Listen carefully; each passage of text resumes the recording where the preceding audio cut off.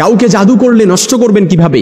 জাদু এটা এমন একটা ব্যাধি, এখন ঘরে ঘরে জাদুগ্রস্ত রোগী পাওয়া যায়। কারোর সাথে বনিবনা হচ্ছে না, আপন আত্মীয়ের সাথে বনিবনা হচ্ছে না, একটু ঝগড়া হয়েছে, ব্যাস তাকে জাদু করে ঘায়াল করার চেষ্টা করে। স্বামী স্ত্রী দুজনের ভালোবাসা ছিল, এখন আর নাই, ওই জাদুগ্রস্ত করে ঘায়াল করে ফেলছে। কারণ জাদু এটা এমন একটা মারাত্মক ব্যাধি, একটা সুস্থ মানুষকে অসুস্থ করে কবর পর্যন্ত নিয়ে যাওয়া সম্ভব। জাদু করে কাউকে বশ করা সম্ভব, জাদু করে কাউকে বশ করে ঘায়াল করারও চেষ্টা করে। মনে রাখবেন, কাউকে যদি জাদু করা হয়, ব্ল্যাক ম্যাজিক করা হয়, আল্লাহর হাবিব সাল্লাল্লাহু আলাইহি সাল্লামকেও কিন্তু জাদু করা হয়েছিল।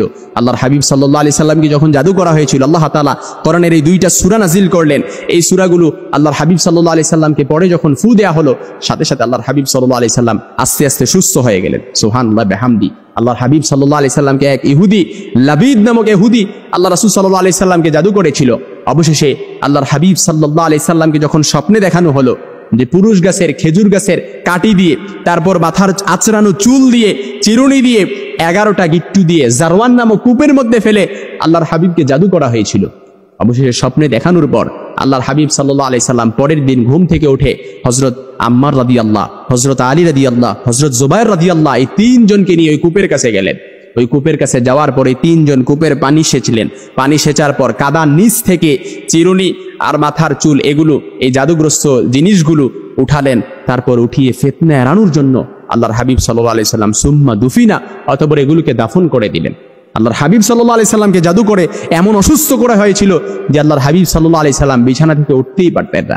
অবশেষে জাদুগ্রস্ত এই জাদুটাকে নষ্ট করার জন্য আল্লাহ তাআলা 11টা গিট্টু দিয়ে যখন জারওয়ান নামক কূপের মধ্যে ফেলা হলো, আল্লাহর হাবিব সাল্লাল্লাহু আলাইহি সাল্লামকে ক্ষতি থেকে বাঁচার জন্য, এই জাদুটাকে নষ্ট করার জন্য আল্লাহ তাআলা কোরআনের 11টা আয়াত সম্বলিত 2টা সূরা নাজিল করলেন। কোরআনের সর্বশেষ সূরা সূরাতুল ফালাক আর সূরাতুন নাস, এই সূরাগুলো যখন পরে ফু দেয়া হলো, আল্লাহর হাবিব সাল্লাল্লাহু আলাইহি সাল্লাম আস্তে আস্তে সুস্থ হয়ে গেলেন। এই জন্য আপনাকে জাদু করা হলে আপনি যদি বুঝেন যে আপনার ভেতরে জাদুর লক্ষণগুলো পাওয়া যায়, আপনার মধ্যে জাদুর লক্ষণগুলো আছে, ব্ল্যাক ম্যাজিক করা হয়েছে, একটু অস্বস্তি ফিল করতেছেন, হঠাৎ রেগে যাচ্ছেন, তারপর আপনার পুরো শরীর ব্যথা করছে, জ্বালা পোড়া করছে, কোনো কিছুই ভালো লাগতেছে না, কিংবা জাদুগ্রস্তের আরো যে সকল আলামতগুলো রয়েছে, সব আলামতগুলো যদি আপনার মধ্যে পাওয়া যায়, তাহলে আপনি সকাল এবং সন্ধ্যা সূরাতুল ফালাক, সূরাতুন নাস পড়ে আপনার পুরো শরীরটা মাসে করে দিবেন, ফু দিয়ে দিবেন, দেখবেন এই জাদুটা নষ্ট হয়ে যাবে। কেউ কোনো কিছু ক্ষতি করতে পারবে না, কেউ কোনো কিছু ক্ষতি করতে পারবে না। কারণ জাদু একটা সংসারকে একেবারে জাহান্নামের টুকরায় পরিণত করে দেয়।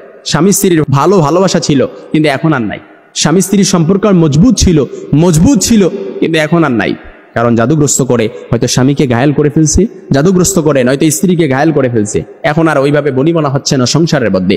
এই জন্য সূরাতুল ফালাক আর সূরাতুন নাস পড়ে জাদুগ্রস্ত রোগীর উপর যদি দম করা হয়, ফু দেওয়া হয়, সাথে সাথে দেখবেন জাদুটা নষ্ট হয়ে গেছে। ইনশাআল্লাহ কোনো কিছুই ক্ষতি করতে পারবে না।